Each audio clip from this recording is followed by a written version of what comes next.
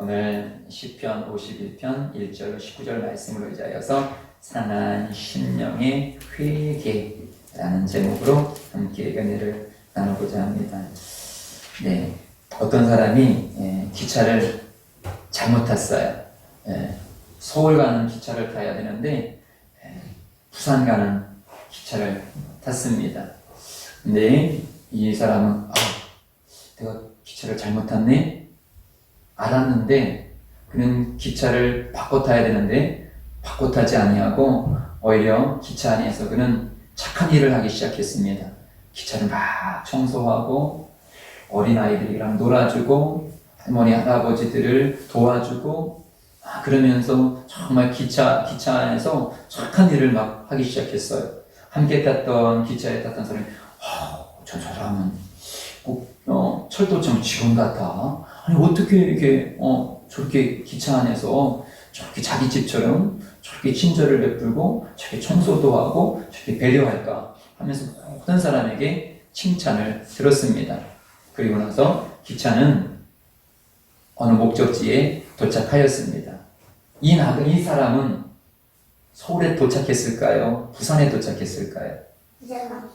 그렇죠. 네. 근데 이 사람이 원래 가려고 했던 곳은 어디였지요? 서울. 그런데 그렇게 착하게 행하고 사람들에게 배려했고 그런데 왜 서울로 안 가고 부산으로 갔을까요? 어차피 부산으로 가야 되니까. 잘못된 기차를 탔지요. 내가 가고자 하는 것은 서울이지 부산이 아니었단 말이죠. 서울로 가려고 했는데 내가 대전 걸, 부산 걸 탔다면 아무리 착한 일을 해도 바뀌어지지 않아요. 중요한 것은 기차를 바꿔 타는 것이 중요한 것입니다. 이것은 무엇을 말씀드리냐? 회개가 무엇이냐? 회개는 우리가 예수 그리스도를 믿는 것은 천국행 기차를 탄 것과 마찬가지예요. 그런데 내가 지금 천국을 향하여서 가지 아니하고 엉뚱한 방향으로 갔어. 그러면 우리가 행해야 될 것은 무엇이냐면 회개. 빨리 기차를 바꿔 타야 되는 것입니다. 거기서 이제 내가 착한 일 해야지, 좋은 일 해야지, 배려해야지, 열심히 살아야지 그런 것이죠. 근데 우리는 내가 열심히 하면 착한 일 하면 주님께서 나를 인정해 주시리라 그렇게 생각을 해요.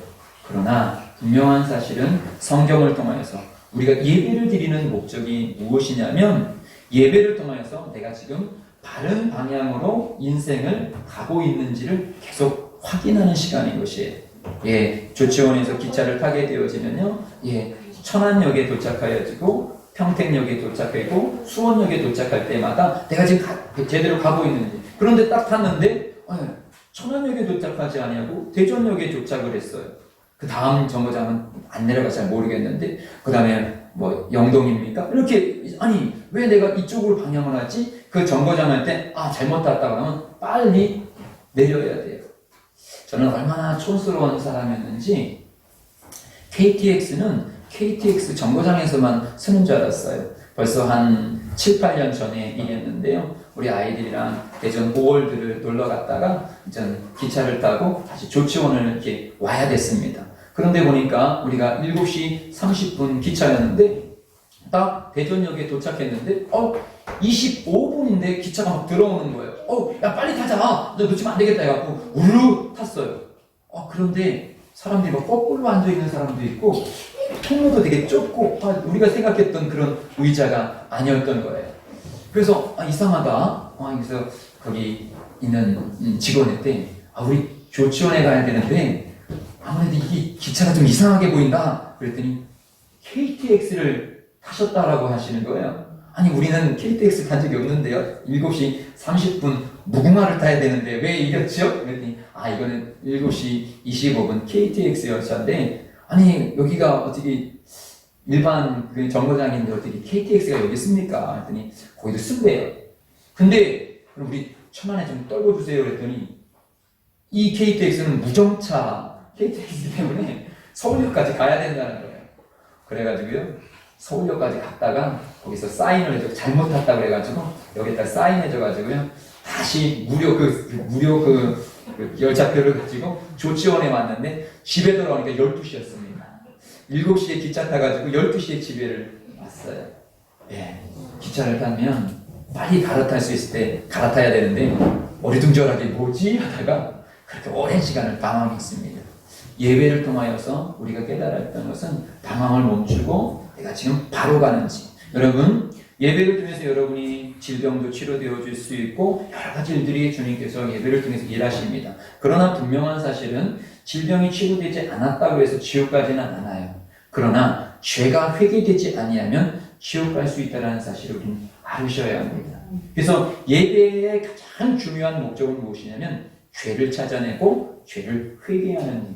이것이 가장 큰 은혜인 것이고 가장 중요한 목적인 것입니다. 그래서 오늘 이 시편 51편은 어떤 내용이냐, 사무엘하 11장에 보게 되어지면 이제 다윗이, 다윗은 우리가 시편의 여러의 내용을 보게 되어지면 정말 믿음의 사람이고 또 하나님은 그를 향하여서 내 마음에 합한 사람이다 라고 말하고 있어요. 그런데 그가 이제 왕이 되어지고 편하다 보니까 그는 늘 전쟁이 일어나면 전쟁터에 자기가 솔선수범해서 앞으로 나갔고 그 당시의 전쟁은 항상 왕이 앞에 같이 출전했었습니다. 그런데 이제 다윗이 내가 출전하지 않아도 이제 좋은 병사들도 있고 나라도 튼튼하니까 너희들끼리 가라 하면서 그는 전쟁에 출전하지 않아요. 그리고 오히려 그는 낮잠을 잤는지 저녁 미명에 일어나고 그냥 왕궁을 거닐게 되어집니다. 근데 왕궁을 이렇게 거닐다가 보니까 어찌간지 목욕하는 여인이 있는데 그가 그 여인의 한순간에 마음을 확 들어버려요. 그래서 신하를 통하여서 데리고 와라 하면서 하지 말아야 될 일을 행하게 되어집니다. 그리고 나서 그냥 쑥 보내요. 그런데 며칠 있다 다시 소식이 전해오는 소식은 아이를 가졌다라는 것입니다. 어이쿠 이거 어떡하나. 그러면서 그가 생각한 것은 회개가 아니고 거기서 누가 저 여자의 남편이냐. 군인 중에서 우리아라는 사람입니다. 그래 오라고 그래. 전장에서 그를 데리고 옵니다. 그리고 나서 넌 특별휴가다. 너 전장에서 어려웠으니까 이제 너의 부인과 좋은 시간을 가져라 라고 그렇게 집으로 보내는데 이 우리아는 충신이어서 내가 법궤도 지금 바깥에 있고 내 동료 병사들도 지금 적군이랑 싸워서 바깥에서 자고 있는데 내가 어떻게 내 아내와 편하게 내 집에서 잘 수 있느냐 하면서 집에 들어가지 아니하고 바깥에서 그는 노숙을 하게 되어집니다. 텐트를 치고 거기서 잠을 이루는 거예요. 그 소식이 다시 다윗에게 전해지게 되어져요. 완전히 이것을 좀 무마하려고 했는데 우리아가 그렇게 안 따라주는 거예요. 그러자 우리아를 통하여서 편지를 씁니다. 편지를 봉화놓고 이것을 너의 대장에게 가서 전달해줘라 라고 해요. 그리고 나서 그 편지를 전달받은 대장은 거기에 무슨 내용이 있었냐. 우리아를 최전방으로 보내고 그 다음에 전쟁이 막 치열했을 때 다른 군인들을 쏙 빼서 이 우리아가 죽게 냈더라. 그렇게 편지를 쓰게 되어집니다. 결국 이 우리아는 전장터에서 그 다윗이 계획한 대로 그렇게 죽게 되어져요. 나의 남편이 죽게 되어지는 여자. 당시에 그 남편이 없는 여자들은 정말 아무것도 할 수 없는 그런 상황이에요. 그러니까 이제 불쌍한 여인 내가 돌봐주겠다. 그렇게 명목을 세워가지고 바세바를 자기 아내로 취하게 되어집니다. 그리고 나서 그는 아무 거리낌 없이 그렇게 생활을 해요. 예배도 드리고 왕권을 행하기도 하면서 그렇게 시간을 보내게 되어지는데 이제 사무엘하 12장이 넘어가면서 이제 나단 선지자가 이 다윗 왕에게 찾아오게 되어집니다. 그러면서 나단 선지자는 임금님, 우리 동네에 어떤 일이 있어요. 무슨 일이냐?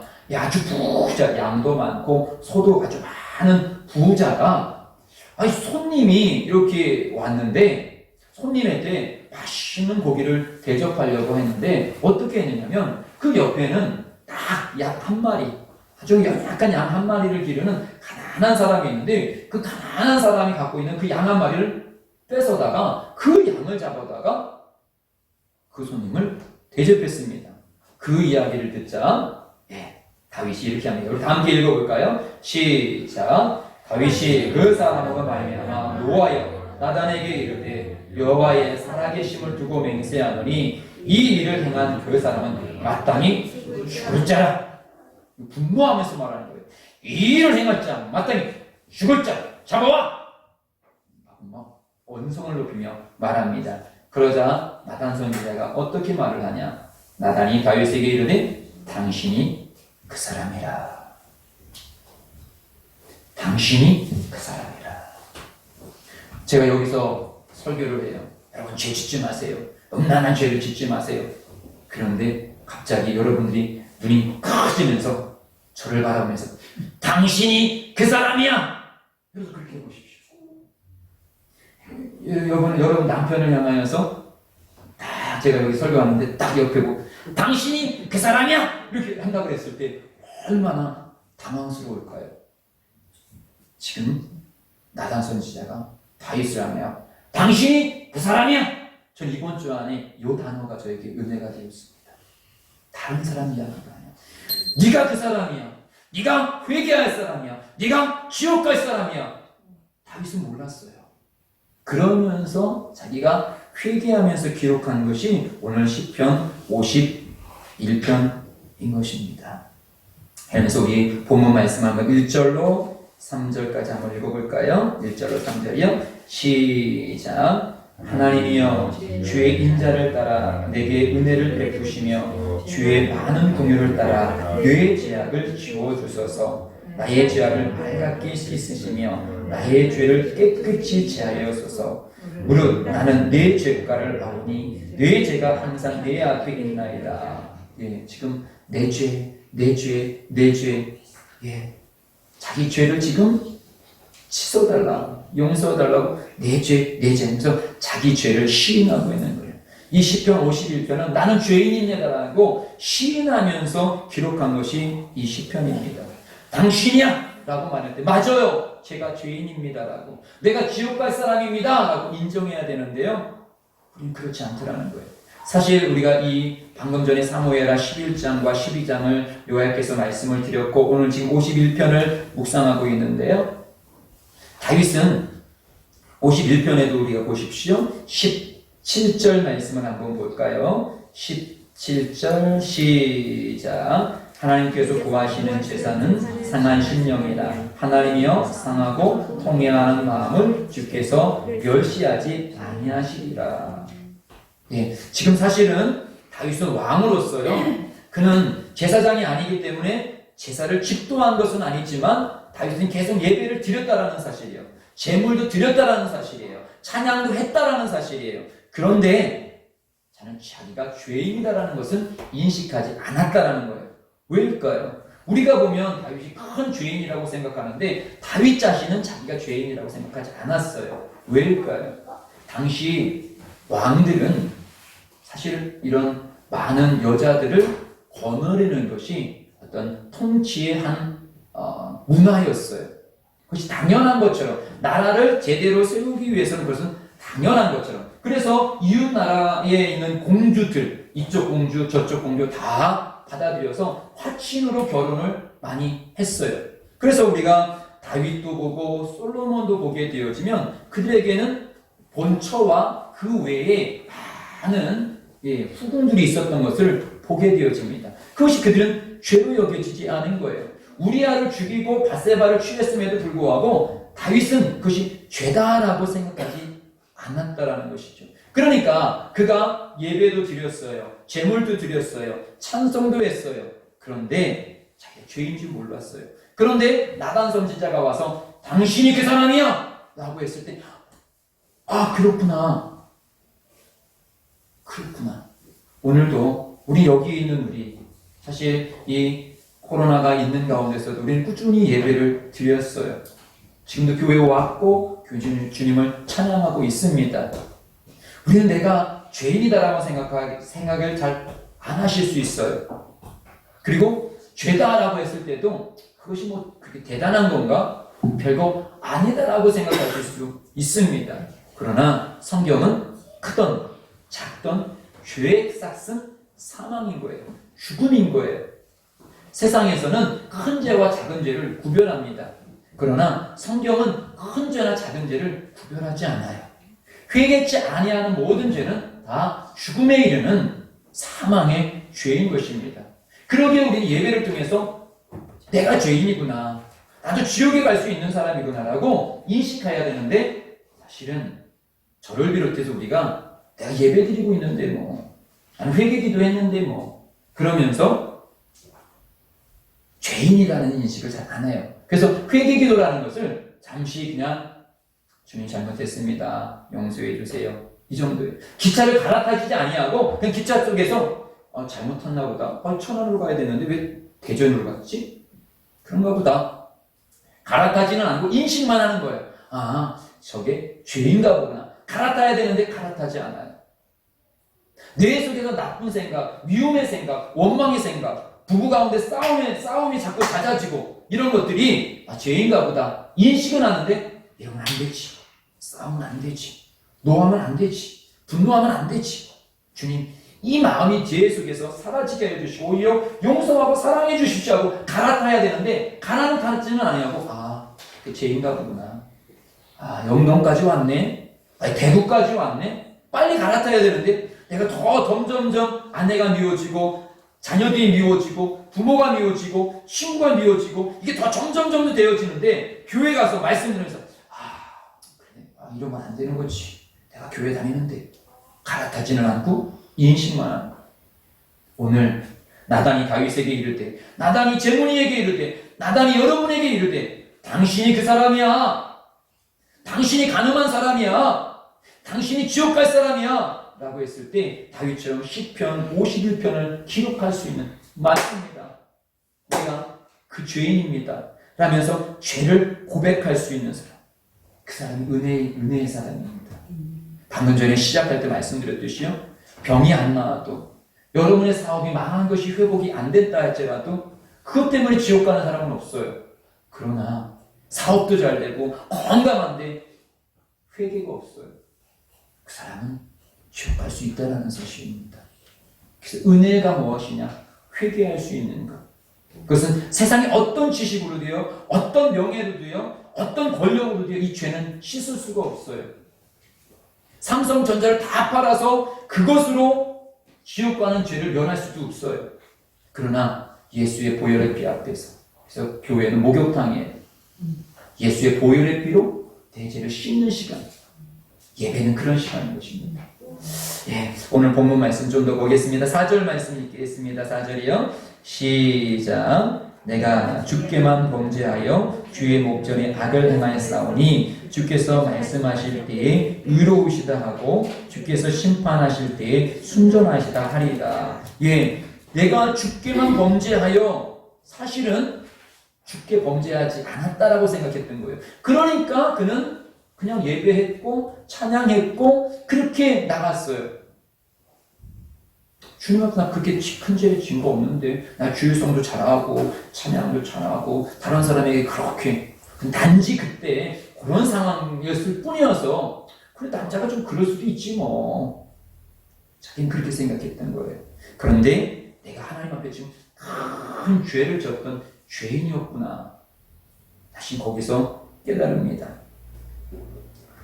우리 말씀이 없네요. 마태복음 7장 3절에 어찌하여 형제의 눈 속에 있는 티는 보고 내 눈 속에 있는 들보는 깨닫지 못하느냐. 우리는 다른 사람 죄는 참 쉽게 잘 봐요. 저 사람이 저렇게 신앙생활을 저렇게 해. 저렇게 말을 저렇게 해. 다른 사람 걸 잘 보는데 내 자신의 죄는 잘 못 보다라는 것이죠. 그래서 이 다윗의 모습이 그랬던 거예요. 자기 속의 자기 죄를 보지 못하고 난 예배자이니까 그냥 포장했더라는 거예요. 그러면서 이제 그 죄가 들추어졌을 때 그가 고백하는 것이 이제 5절 말씀이요. 5절 시작. 내가 죄악 중에서 출생하였으며 어머니가 죄 중에서 나를 잉태하였나이다. 즉 그때 그 사건은 내가 그냥 정욕이 갑자기 난 죄를 안 지으려고 했는데 이렇게 하다 보니까 바세바가 지금 목욕하는 것 때문에 그때 갑자기 충동적으로 잠깐 실수한 것이지 사실은 또 다른 면으로 본다라면 왕의 권위로 좀 포장할 수도 있겠지요. 나는 절대 안 해가는데 그 시간에 여자가 목욕하려면 그 목욕탕이나 그런 가려진 데서 해야지. 사람이 볼만한 데서 해. 분명히 저 여자가 나를 꼬시려고, 나를 미혹하려고, 밧세바가 잘못됐어 라고 충분히 그렇게 포장할 수도 있어요. 또 자기를 향하여서 지금 당신이 그 사람이야 라고 손가락질을 하면서 다윗을 향하여서 네가 죄인이야 라고 말할 때, 네가 선지자, 네가 뭔데 나한테 그래? 지금 왕권을 무시해? 그러면서 거기서 칼로 그를 죽여도 아마 끝날 수 있었을 거예요. 그런데 다윗이 하나님이 쓰시는 사람이 될 수 있었던 것은 그렇게 죄를 딱 지적했을 때 변명하지 않았더라는 것이죠. 맞습니다. 제가 죄인입니다. 제가 어떤 죄인이냐면 저는 태어났을 때부터 원래 그런 죄를 갖고 있었던 사람입니다. 그때 미혹 때문에 넘어졌던 것이 아니라 원래부터 저는 죄인이었습니다. 원래부터 죄인이었는데 하나님의 은혜로 여기까지 왔는데 제가 그 은혜를 잊어버리고 그런 죄를 졌네요. 저를 용서해 주십시오. 변명하지 않냐. 내가 남편을 잘못 만나서 그래. 원래 나는 착한 사람인데, 신앙생활 잘하는 사람인데, 내가 아내를 잘못 만나서 그래. 난 정말 하나님만을 위해서 살아가는 사람인데, 저 사람 때문에 그래. 우리가 쉽게 표현할 수 있는 그런 거예요. 다윗은 그렇지 않았더라는 거예요. 맞습니다. 죄가 죄인입니다. 그러게 자기 자신을 그대로, 여러분 자신을 주님 앞에서는 포장하지 마십시오. 우리나라 과자를 보게 되면 가장이 이만큼 들었는데 포장이 이만해요. 쭉 열어보게 되면 특히 이 감자가 들어있는 그런 거 보면 포장이 이만한데 들으면 속에 이만큼 고개를 부숴보세요. 한 주먹도 안 돼요. 자꾸 이 시대는 포장하려고 해요. 외모도 포장하려고 하고 명예도 포장하려고, 그것이 마치 나인 것처럼. 근데 주님 앞에서는, 주님은 우리를 포장하지 말라고 해요. 있는 모습 그대로, 죄된 모습 그대로. 왜요? 주님 그것을 받아주시겠다라고 말씀하고 계신 것입니다. 이 1절 2절 말씀 다시 한번 읽겠습니다. 1절 2절 말씀이요. 시작. 하나님이여 주의 인자를 따라 내게 은혜를 베푸시며 주의 많은 긍휼을 따라 내 죄악을 지워주소서. 나의 죄악을 맑게 씻으며 나의 죄를 깨끗하게 제하소서. 2절에 씻으시며 제하소서라는 이 용어는 우리가 빨래를 할 때 쓰는 그런 단어예요. 그것이 무엇입니까? 더러운 것이 내 옷에 있었을 때 그것을 팍팍 씻어가지고 깨끗한 옷을 만들 때 그때 쓰는 말인데, 바로 지금 이 다윗은 내가 그렇게 지금 죄에 완전히 찌든 때가 묻어가지고 내가 지금 빼려고 해도 뺄 수가 없습니다. 그러니 주님께서 나의 이게 더럽고 추한 죄를 지금 싹 그냥 세탁기에 돌려갖고 깨끗하게 씻는 것처럼 팍팍팍팍. 저희 어렸을 때는 시내가에 가지고 이렇게 조선시대 같이요. 저는 그런 시대를 살아왔습니다. 시내가 가지고 어머니들이 빨래 빵망이로 거기다가 그 빨래 비누 네모난 큰 거 그거 갖다가 이렇게 한 다음에 탁탁탁탁탁탁 막 이렇게 때렸어요. 세탁기가 그때는 없었어요. 저희 동네. 막 때려요. 이렇게 하면 그 찌든 때가 세탁기 막 때리면 그게 빠져요. 그거보다 더 찌든 때는 그냥 그 세제 같은 거 무슨 뭐라 그러지? 이렇게 놓고 물을 팍팍 끓여. 팍팍 끓인 다음에 또 막 때려. 그렇게. 지금 사실 여기에 쓰는 단어가 그런 단어예요. 주님, 저를 주님의 그 손으로 막 때려가지고 해도 내 속에 있는 이 미움, 왜 내 속에서 이런 하나님 음욕의 죄들이 불빛 이렇게 쌓여 있는데도 불구하고 그것을 죄라고 인식하지 아니하고 이렇게 있습니까? 주님, 저에게 충격을 주셔야 돼도 쑥 빠지게 하여 주옵소서. 내 삶 속에서 내 입술에서 나오는 주님께서 원하지 아니하는 단어가 내 자녀들에게 툭툭 튀어나오는데, 주님, 제가 이 단어를 자꾸 절제하지 못합니다. 주여, 주님께서 이것을 쑥 빼주십시오. 지금 그렇게 간구하고 있는 것입니다. 7절 말씀이요. 7절 시작. 우수초로 나를 정결하게 하소서. 내가 정하리이다. 나의 죄를 씻어주소서. 내가 눈보다 희이다. 우수초.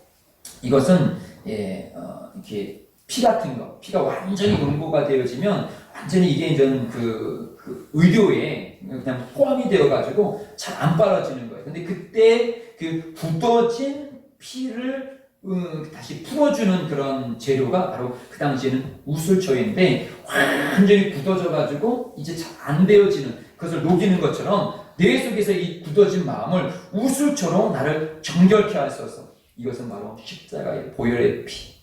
주님의 보혈의 피로 내 속에 있는 이 더러운 마음을 주님 싹 제거하여 주시옵소서. 이사야 1장 18절에 너희 죄가 주홍 같을지라도 눈과 같이 희어질 것이요 진홍같이 붉을지라도 양털같이 희게 되리라고 말씀하고 있습니다. 우리 속에서 주님 나도 죄인입니다. 주님 내 속에서 나도 오늘 이 예배를 통하여서 내가 알지 못하는 죄가 보여지게 하여 주옵소서. 주님 나단 선지자가 너야 라고 하는 것이 주님 나라고 오늘 내 자신이라고 인식되게 하여 주옵소서. 그리고 나서 내 속에 있었던 이런 죄성들이 오늘 주님의 십자가의 보혈의 피로 나를 깨끗이 씻어 주옵소서라고 간구할 수 있는 여러분이 되시길 주의 이름으로 축복드립니다. 그렇지 않으면요 우리가 우리 51편을 쭉 보게 되어지면요 그가 뭐라고 고백합니까?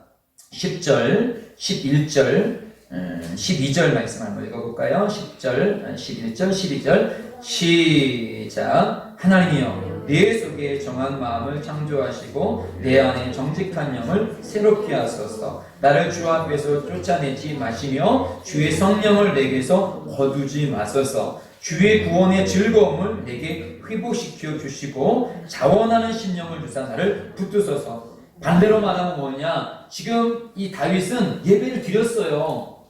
지금 예배를 드리고 있는 사람이에요. 그런데 예배를 드리고 있었지만 그 심령에는 성령의 역사가 없었더라는 거예요. 예배의 기쁨이 없었더라는 거예요.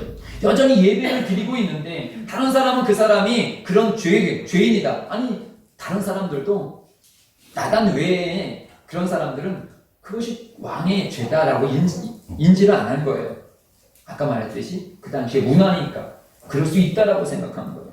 그런데 그럴 수 있다라고 생각하고 자기도 그렇게 살아오는데 예배 감동이 없는 거예요. 예배의 은혜가 없는 거예요.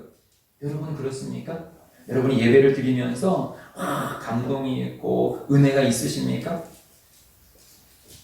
예, 목사가 설교를 못해서도 은혜가 없을 수도 있어요. 그러나 더 중요한 것은 내 속에서 성령의 역사가 일어나게 되면요 작은 것 하나조차도 성령님을 세미하여서 그 속에서 막 은혜를 내려주시는 거예요. 저 또한 저도 분노할 일이 왜 없겠습니까? 힘겨운 일이 왜 없겠습니까? 그런데 분노를 했다가도 빨리 회개하는 이유는 무엇이냐면 예배를 드려보면 알고요 기도를 해보면 알아요. 똑같은 기도를 해도요 똑같이 여기서 기도를 해드려도요 내 속에서 제가 싹 제하졌을 때의 기도는 기뻐요.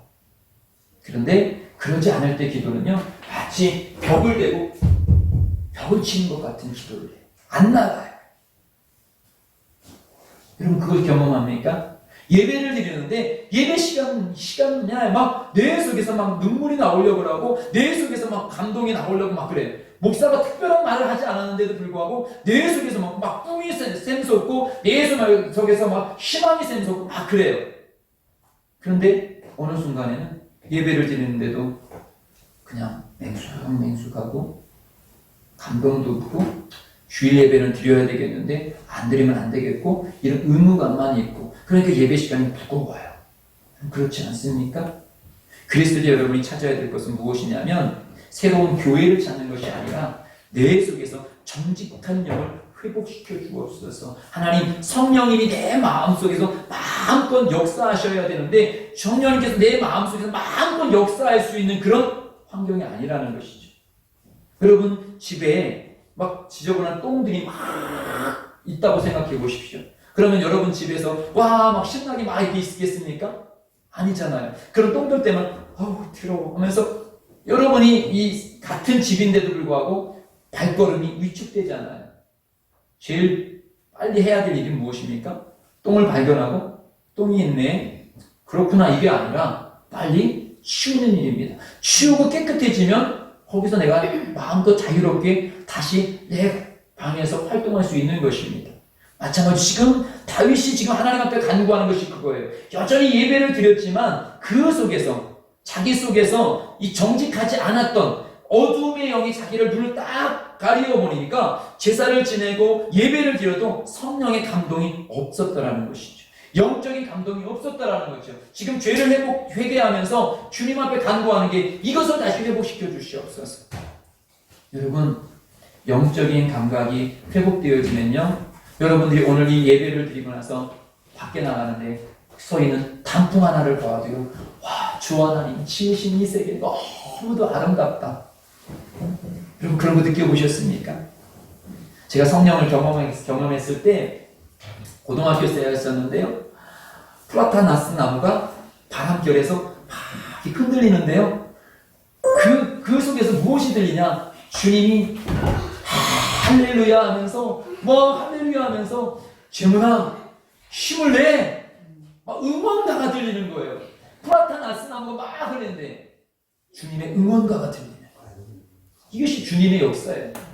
지금 이 순간에도요, 주님은 작은 이 꽃 하나 속에서도 여러분이 예배를 드렸는데도요, 이 꽃이 여러분을 향하여서 힘내, 힘내, 너는 할 수 있어. 그런 메시지를 막 줘요. 주님께서는 단지 목사의 설교뿐만 아니라 모든 환경 속에서 성령님이 행하셔요. 그런 일들, 하나님은 죽은 하나님이 아닙니다. 하나님은 성경 속에 갇혀있는 하나님이 아니십니다.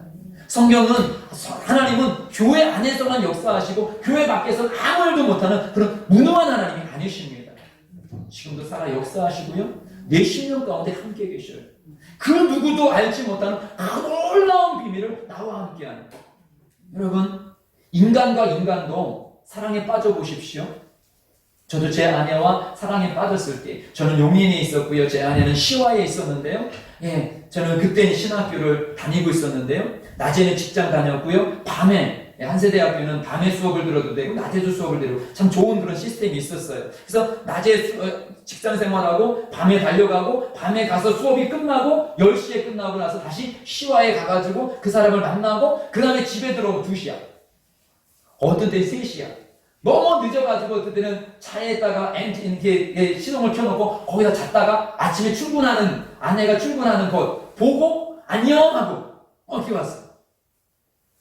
그런데 그 당시에 제 삶을 보게 되어지면 직장이 새로워진 것도 아니고 다른 것이 다 새로워지지 않은데 그 사람과 내가 사랑에 빠졌다라는 그 하나 때문에 온 세상이 내 것 같아. 피곤도 피곤하지 것 같지 않아. 막 밤에 그 사람을 만나고 영동고속도로를 타고 막 오게 되는데 막 졸려. 그런데 막 그래서 막 몇 번은 막 박을 뻔했어요. 그런데도 불구하고 그 다음 날이 되면 또 보고 싶고 또 보러 가는 거야.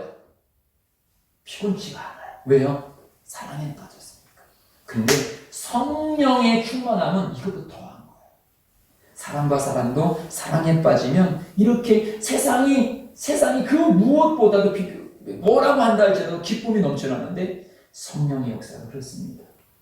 여러분이 지금 이 코로나 상 속에서도 여러분은 그 누구보다도 행복하고 기쁨의 삶을 살 수 있는 그런 존재들입니다. 그런데도 불구하고 여러분 행복하십니까? 여러분 기쁨이십니까? 막 소망이 넘치십니까? 그렇지 않잖아요. 다윗이 그랬어요.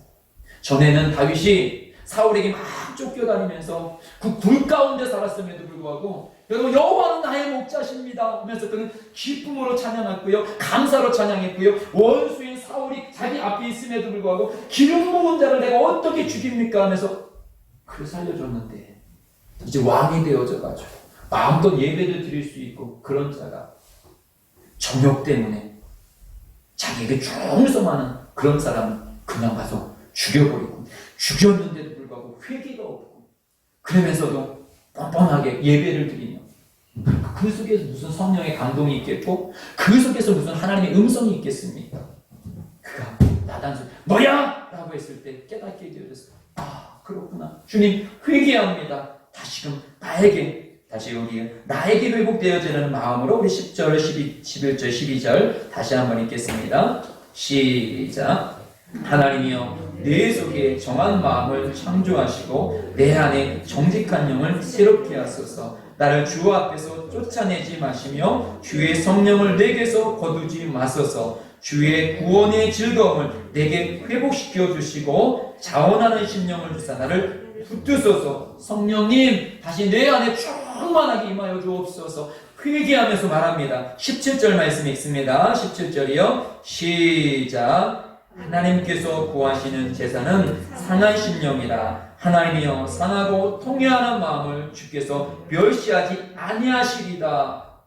다윗이 깨달은 것이 무엇입니까? 그는 여전히 예배했지만 하나님이 예배를 받아주지 않았더라는 것이죠. 그러면서 하나님께서 원하시는 예배는 어떤 예배이느냐? 상한 심령, 마음을 찢는 예배.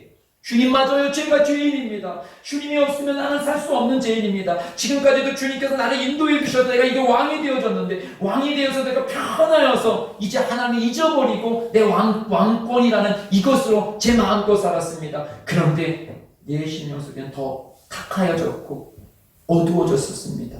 주님이 이 시간 제 마음을 찢습니다. 회개라는 것은 무엇이냐면 마음을 찢는 거예요. 내가 기차를 잘못 탔네? 대전이네? 이러면 안 되는데? 영동이네? 왜 여기까지 왔지? 구미까지 왔네? 너무 멀리 왔나? 말씀을 들어보니까 내가 요즘 잘못 사는 것 같으네. 그런가? 기도를 해야 되겠네. 그렇게 해야 되겠지? 요즘에 내가 성경도 안 읽었네. 이게 회개가 아닙니다. 마음을 찢는 것입니다. 왜 내가 이렇게만 살아야 되는 거지? 하나님이 무능한 분이셔? 내게 있어서 하나님이 이런 분이셔? 그렇지 않습니까? 지금 마음을 찢고 지금 다윗이 주님 앞에 회개하고 있는 것입니다. 오늘 우리가 다시 이 예배를 통하여서 여러분 마음을 찢어보십시오. 주님, 저 신앙생활 이런 식으로 하고 싶지 않습니다. 주님, 정말 찬양을 해드려도 기쁨으로 하고 싶고요. 예배도 기쁨으로 드리고 싶고요. 또 예배를 드리고 나서 내 삶 속에서도 저는 기쁨의 삶을 살아가고 싶습니다. 내 기쁨을 천국은 신호하는 자의 것입니다. 여러분 인생을 불행하게 살지 마십시오. 저는 제 자녀들에게도 제 자신에게도 늘 선포하는 것이고, 환경이 그렇다고 만약에 돈이 없다고, 만약에 건강이 없다고, 그럼 그렇게 살아가겠습니까? 건강이 회복돼야지만 그때만 즐겁게 사시겠습니까? 내가 좋은 직장이 있어야지만 그때만 행복하시겠습니까? 내 남편이 싹 변화돼야지만 그때 내가 행복하시겠습니까? 그럼 나머지 시간은 다 낭비하시겠습니까? 버리시겠습니까? 우리 인생이 그렇게 버릴 만한 인생이 아닙니다. 하루하루가 귀한 시간인 것입니다. 네가 그렇게 한다 할지라도 나는 절대로 내 속에 있는 그리스도의 복음, 그리스도의 행복, 내가 너를 사랑하는 이 사랑을 나는 포기할 수 없다. 나는 주님께서 주신 이 행복을 나는 포기할 수 없다. 성령님이 내 안에서 역사하시는 것을 제한할 수 없다. 사도 바울을 보십시오. 그 감옥에서 왜 찬송을 했습니까? 찬송하면 감옥 문이 열릴까봐? 아니에요. 정말 감옥에 있었지만 성령이 함께 있으니까 기쁜 거예요. 저와 여러분의 삶이 그러셔야 돼요. 어쩌면 여러분의 가정이 우리 같은 코로나 시대가 감옥과 같을 수도 있어요. 나를 너무 제한해. 그런데 성령의 사람은 거기서도 찬송이 나오는 거예요. 주님이 나와 함께 계시니까 기쁜 거예요. 마치 첫사랑이 빠져있는 연인들이 모든 사람은 전쟁 가운데 있고 모든 사람은 우울한 가운데 있는데 그 사람은 그 속에서 막 기쁨이 넘쳐나는 거예요. 북한에서 사랑하는 연인들이 여기는 북조선이니까 사랑의 감정을 표현하지 마십시오. 딱딱하고 그냥 결혼하나 그럴까요? 그들도요 사랑에 빠지면 그 북조선에서도요 기쁨이 넘쳐나는 거예요. 서로 만나는 거예요. 야, 우리 이 사랑을 위해서 탈북하자. 탈북도 할 수가 있는 거예요. 사랑 때문에 모든 것들을. 사랑은 그만큼 위대한 거예요. 근데 예수의 복음은 그보다 더 위대한, 그 위대한 복음을 갖고 있는데 우리가 왜 이렇게 처져 있습니까? 왜 이렇게 낙심되어 있습니까? 바로 다윗의 모습이 우리 속에 있기 때문에 그래요. 죄가 여러분 속에 짓누르고 있는 거예요. 확 짓누르고 있어가지고 예배를 드려도 즐겁지 않고 예배를 드려도 감격이 없고 예배를 드려도 소망이 없어요.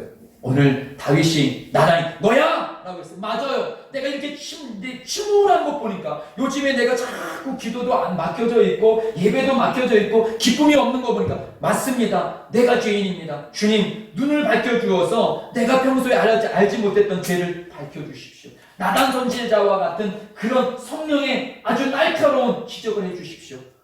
이것이 죄입니다. 그것을 오늘 찾아내시기를 바랍니다.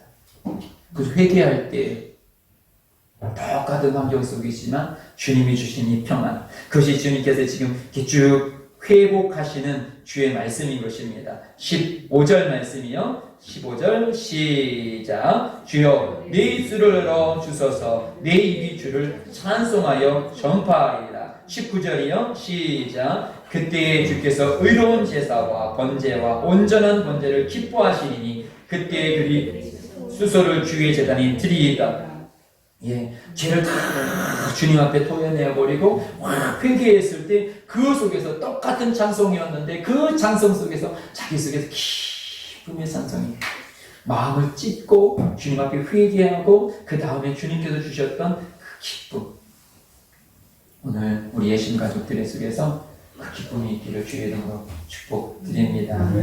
그 기쁨으로 내 삶 속에 있는 모든 것을 우리 넉넉히 이길 수 있어요. 하나님은 위대하십니다. 네, 종교 속의 하나님이 아니십니다. 저는 그런 삶을 살아가려고 하고 있고요. 하나씩 하나씩 만들어가고 있고요. 또 여러분에게도 주님께서 요구하시는 것이 그것입니다. 환경이 아니라 예수로 인하여 기쁘고 예수로 인하여 감사하고 예수 때문에 그 어디나 하나님 나라를 살아갈 수 있는 것. 그것이 우리 예신 가족들이 다시 회복할 수 있는, 회복해야 되는 그 말씀입니다. 다시 한번 우리 이 말씀 사무엘하 12장 5절을 함께 읽어요. 시작. 다윗이 그 사람으로 말미암아 노아의 나단에게 이르되 여호와의 살아계심을 두고 맹세하노니 이 일을 행한 그 사람이 마땅히 죽을 자라. 여러분들이 어떤 정치인들을 보고 저 사람 저기 정치하고 저기 망하지 저 따위로 하다가 혹시 그런 사람이 있습니까? 그런데 바로 주님께서 말씀하십니다. 그렇게 비판받고 그런 사람이 너야 나야. 한번 손에 가슴에 대보십시오. 나야. 여러분 자신입니다. 여러분 자신이 지금 회개할 사람입니다. 손가락을 이렇게 하면 너야 이렇게 하잖아요. 근데 보십시오. 한 손가락은 상대방을 가리지만 나머지 이렇게 하면 두 손가락이네, 그죠? 두 손가락이 저쪽을 향하지만 나머지 세 손가락은 어디예요? 나를 향하고 있잖아요, 사실은. 내가 누군가를 지적했을 때 사실은 내가 더 많은 지적이 있어요. 그 사람의 허물이 보일 때 내 속에는 더 큰 허물이 있음을 기억하십시오. 그래서 상대방을 볼 때, 배우자를 볼 때, 내 직장에서 누군가를 볼 때 그 속에서 나를 보는 사람이 은혜의 사람인 것입니다. 그리고 나서 회개하십시오. 그랬을 때 오늘 시편 기자 이 다윗이 회복되어진 것처럼 여러분에게 그 구원의 은총, 성령의 역사들이 회복되어져서 그 누구보다 기쁨이 저와 여러분에게 충만할 것을 믿습니다. 우리 주님을 찬양합니다. 내 주의 보혈은 정하고 정하다.